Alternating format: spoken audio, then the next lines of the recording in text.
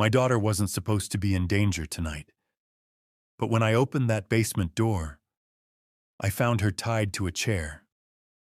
Her mouth was bleeding, her hands were shaking, and the man wiping blood off his hands was my own brother. If I called the police, my entire family would burn with him. Before we continue, please subscribe to the channel and tell us in the comments where you're listening from. I didn't scream. I didn't move. I just stood there, frozen, staring at a version of my brother I had never seen before, or maybe had refused to see for years. He looked up slowly, calm, almost bored, like this wasn't a crime scene, like this was business. "She talks too much," he said quietly, pressing the rag into his palm. "You raised her wrong." My daughter tried to speak. The sound that came out wasn't words. It was panic. I felt something break inside my chest. Not explode. Break. This wasn't a stranger in a dark alley. This wasn't some monster from the news. This was my brother. The man who held my daughter when she was born. The man who swore he'd protect her if anything ever happened to me. And now she was tied to a chair in his basement.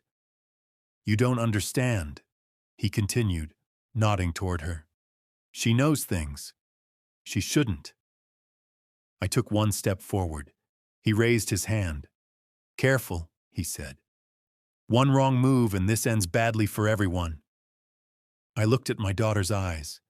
She wasn't just afraid. She was confused. Confused why her uncle was doing this. Confused why the world she trusted had turned on her. "Dad," she whispered through blood and tears. "I didn't tell anyone. I swear." That's when I knew. This wasn't about what she did.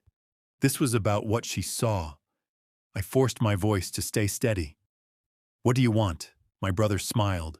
Not wide, not proud, cold, controlled. "Silence," he said. "From both of you." He stepped closer to me, close enough that I could smell the metallic scent on his hands.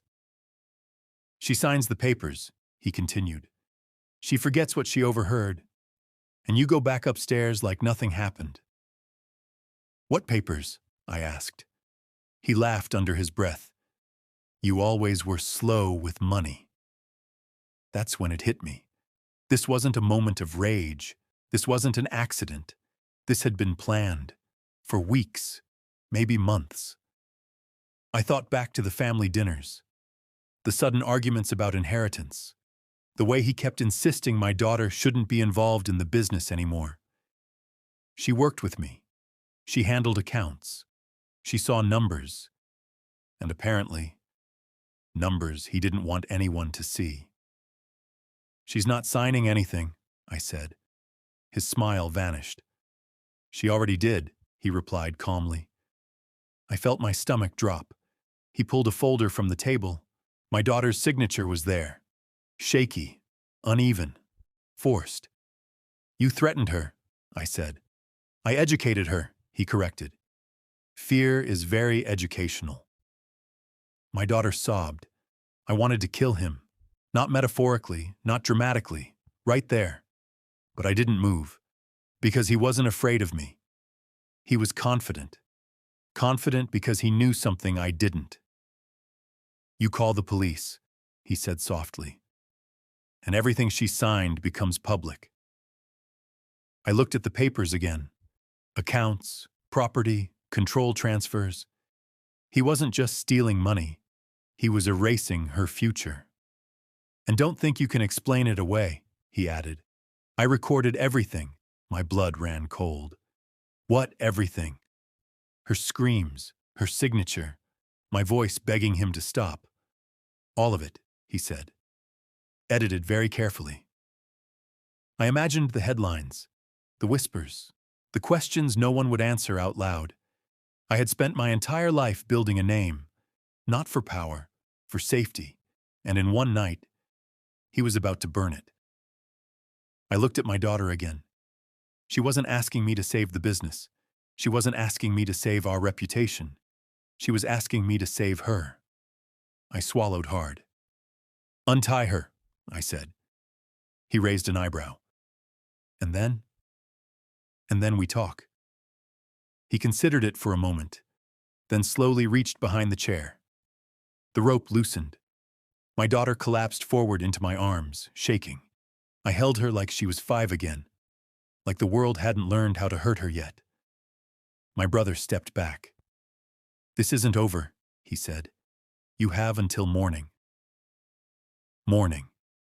That word echoed in my head, because by morning, either he would own everything, or I would.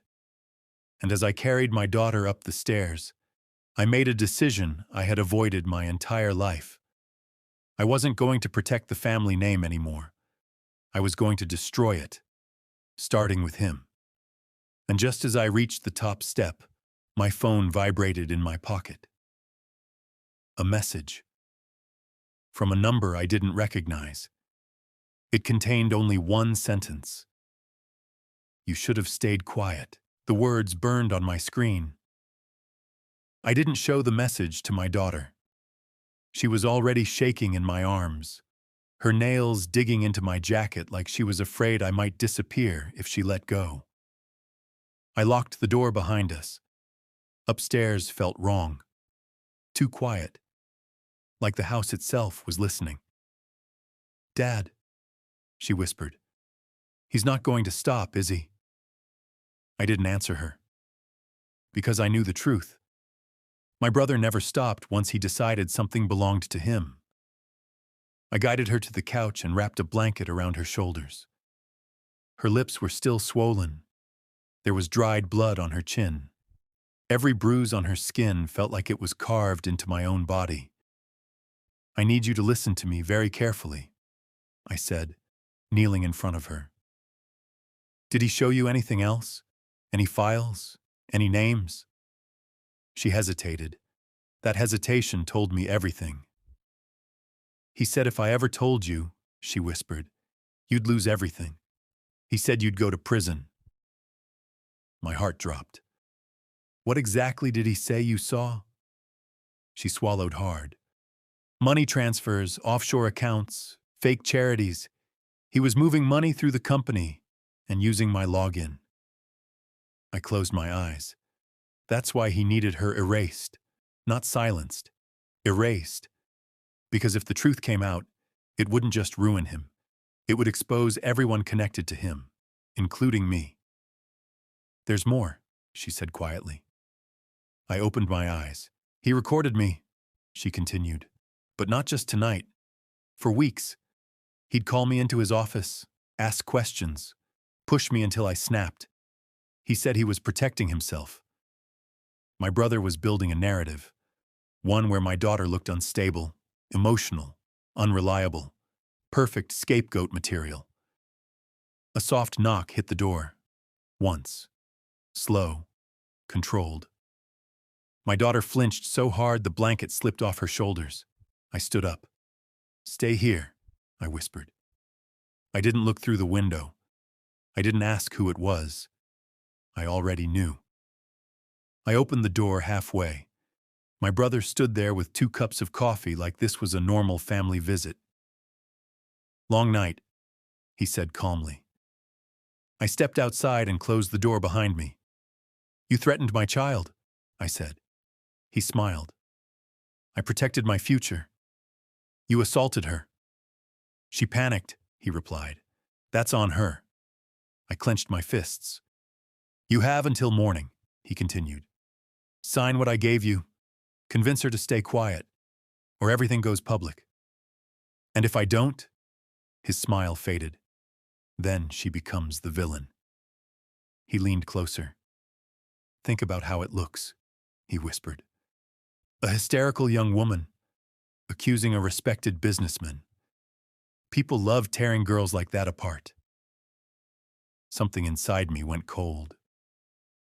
"You've always been weak," he added. "Hiding behind morality. Tonight, you finally choose." He placed the coffee on the railing and walked away. I went back inside. My daughter was standing now, pacing, holding her head. We can't go to the police, she said quickly. He has proof. He has recordings. He'll destroy you. I took her hands. No, I said.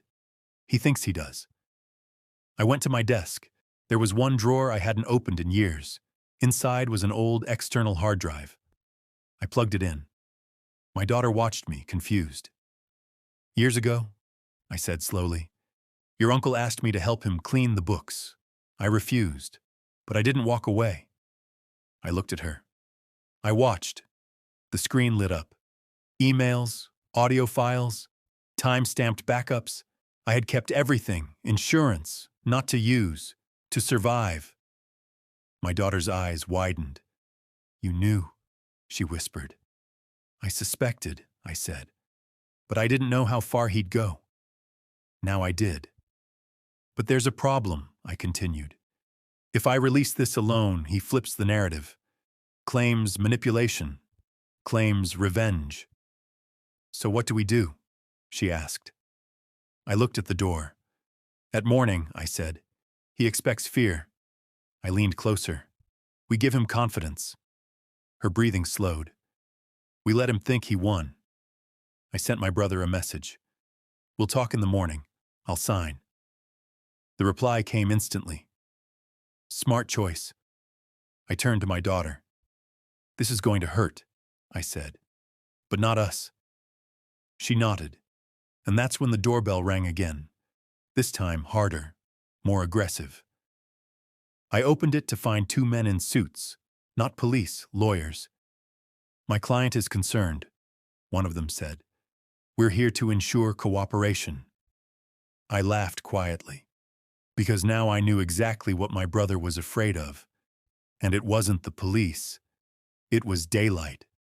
Because daylight meant witnesses, paper trails, and consequences. I stepped aside and let them in, and as they crossed the threshold, I made the second decision of the night.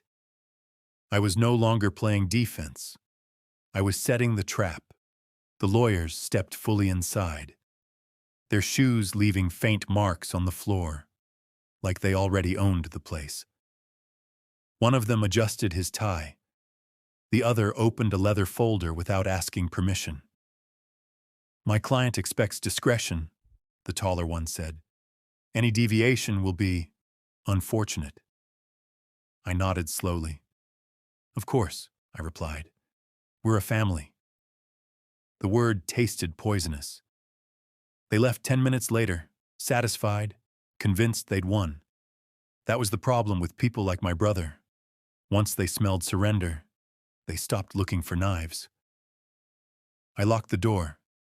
My daughter exhaled shakily. Dad, what if this goes wrong? I cupped her face gently. Then it goes wrong publicly. Morning came faster than it should have. We arrived at the office exactly on time. Same building, same conference room, same long glass table where so many quiet betrayals had already happened.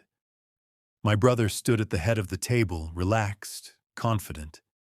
Two board members sat beside him. The lawyers were already there. You look tired, he said. Long night? I didn't answer. I placed the hard drive on the table. He glanced at it and smirked. Smart. Saves me the trouble. My daughter sat beside me, silent, steady. Her bruises were hidden under a blazer, but her eyes were clear. The lead lawyer slid the papers toward us. Sign here and here.